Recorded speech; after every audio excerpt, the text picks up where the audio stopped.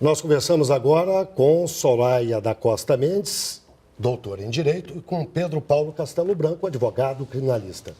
Soraya, na sua opinião, por que a redução da maioridade penal não deve ser feita? Bom, primeiro vamos começar pelo último argumento aqui apresentado muito bem pelo Ministério Público e também pela Ordem dos Advogados do Brasil.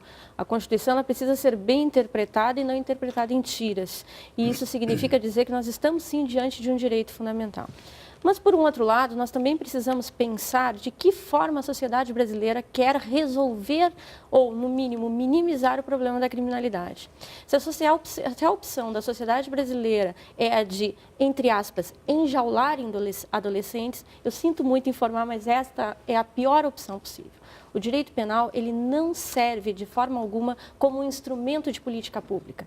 Não é encarcerando a pobreza que nós vamos resolver o problema da criminalidade. O que nós precisamos fazer, na verdade, é resolver o problema da pobreza. E para isso nós temos diversas estatísticas, diversos estudos e doutrina para demonstrar isso dentro da academia. Doutor Pedro, e a sua posição? A minha posição é de redução da idade penal para 16 anos e, se possível, para 14 anos. Porque é preciso verificarmos que o Código Penal, e que fixou essa maioridade penal aos 18 anos, no seu artigo 27, quando fala na inimputabilidade dos menores de 18 anos, é de 1942. Em 1942, um jovem de 18 anos tinha menos conhecimento, naquela época, há 70 anos atrás, do que um que está hoje com maiores informações, com computação, com celulares, com conhecimentos de diversas amplitudes com relação à ciência e à cultura. É preciso verificarmos isso. Mas onde é que nós vamos parar? Há países no mundo que imputam menores de 10, 8 anos. Nós vamos chegar lá? 8? Qual é o limite? Não precisa chegarmos a tanto. Porque há países, inclusive, com 7 anos. A imputabilidade penal já se inicia com 7 anos de idade. No Brasil, há um fetichismo com relação à menoridade, dizendo que nós vamos encher as penitenciárias com menores de idade. É justo que se pense dessa maneira.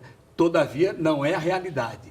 Porque se fosse assim, os juízes não iriam mais condenar pessoas acima de 18 anos e nem mandá-los para a cadeia, porque encheríamos o sistema penitenciário nacional. Vamos ouvir a Soraya? Você está aflita, Soraya? Porque da realidade, assim, com a devida vênia ao doutor Pedro Paulo, nós temos que pensar o seguinte: nós temos 550 mil pessoas presas nesse país.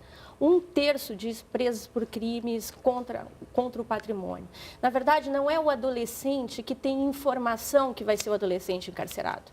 Na verdade, vai ser aquele adolescente que está, sim, à disposição das organizações criminosas, do tráfico de drogas. Esse não é um adolescente informado, esse é um adolescente ao qual se nega políticas públicas. Então, com o devido respeito à opinião do doutor Pedro Paulo, aqueles que são os mesmos defensores da redução da maioridade penal para aqueles que enxergam nas ruas, utilizando crack, por exemplo, são os mesmos que olham para os seus filhos, para os seus netos dentro de casa e imaginam que eles ainda são imaturos para diversas das outras opções da vida. Então, acho que é isso que a sociedade brasileira precisa fazer. A sociedade brasileira precisa decidir o que ela quer fazer com a sua juventude, o que ela quer fazer com os seus jovens. Se é colocá-los com mais 550 mil, como nós temos hoje, ou se é realmente investir naquilo que vai nos trazer consciência, aquilo que vai nos trazer desenvolvimento. E dentro dessa mudança, quando se fala em redução da maioridade penal, a gente tem uma coisa aí, que são os direitos e garantias individuais, que seriam, se houvesse a redução, seriam afetados. Como é que o senhor vê isso?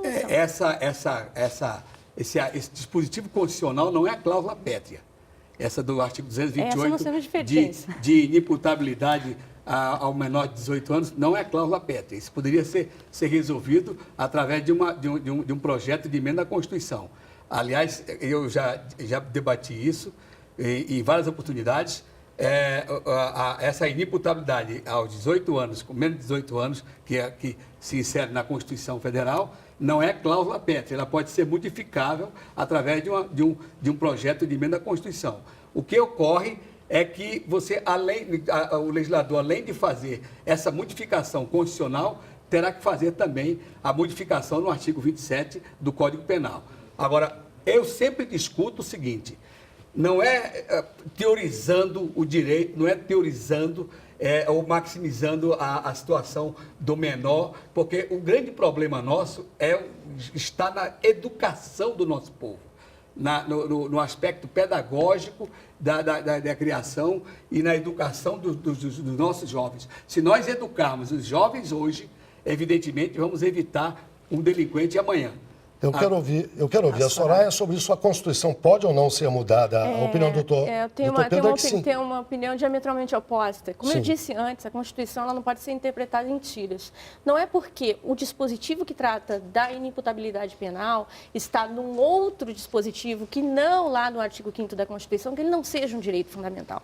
E a Constituição é absolutamente clara ao dizer que direitos e garantias fundamentais são cláusulas pétreas. Eu acho que, inevitavelmente, nós teremos, se alguma, e eu espero que não, destas emendas constitucionais vir a ser aprovada, nós teremos uma discussão no âmbito do Supremo Tribunal Federal. E faço votos e acredito piamente nisso, que juridicamente não se sustenta uma modificação nesses termos da Constituição Federal. É um direito fundamental. Só para a gente encerrar, talvez um aumento de pena para aqueles jovens reincidentes poderia ser uma das saídas, uma das soluções para diminuir essa criminalidade?